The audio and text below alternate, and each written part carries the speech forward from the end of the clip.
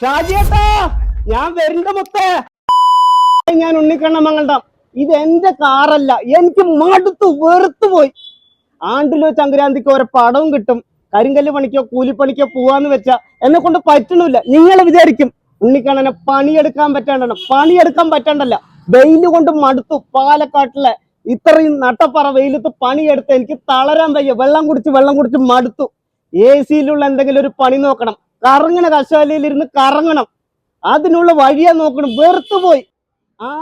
നമ്മുടെ ഷാജിയേട്ടനൊരു കാര്യം പറഞ്ഞു, ഏതോ ഒരു ഡിജിറ്റൽ മാർക്കറ്റിന്റെ കാര്യം. അതൊന്ന് പഠിച്ച് കറങ്ങണ കസേരയിലിരുന്ന് സിയിലിരുന്നിട്ട് എനിക്ക് എല്ലാവരിനെ പോലെ ആപ്പിള് പോലെ തുടുക്കണം. അപ്പൊ ഞാനും ഡിജിറ്റൽ മാർക്കറ്റിന് പോവാണ്. അതന്നെ ഇയാൾ എന്നെ പറഞ്ഞ സുഭാഷോ ഷാജിയേട്ടനോ ബ്രിക്സ് അക്കാദമി ഇതന്നെ. മക്കളെ, ഇവർക്ക് പാലക്കാട്, തൃശ്ശൂർ, കൊച്ചി, തിരുവനന്തപുരം എല്ലാം ഇവിടെ ഉണ്ട്. ഇവിടെ ഒന്ന് പഠിച്ച സിയിൽ ഇരുന്നിട്ട് കറങ്ങുകയും ചെയ്യാം, നല്ല ശമ്പളവും വാങ്ങാം. ബ്രിക്സ് അക്കാദമി നമുക്കൊന്ന് പോയി നോക്കാം മക്കളെ. വാ ഷാജിയേട്ടാ, ഞാൻ വരുന്ന മുത്തേ.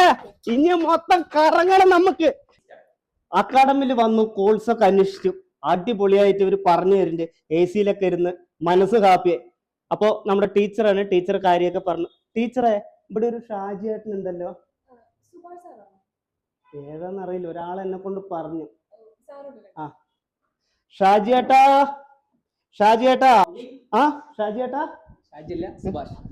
ഷാജിയേട്ടൻ മതി, സുഭാഷ് വേണ്ട.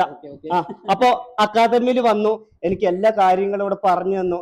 എനിക്ക് ഇനി എന്തായാലും കറങ്ങണ കശുവരിൽ ഇരുന്നിട്ട് എനിക്കൊന്ന് ഇവിടുത്തെ ജോബ് വേണം. അതെ.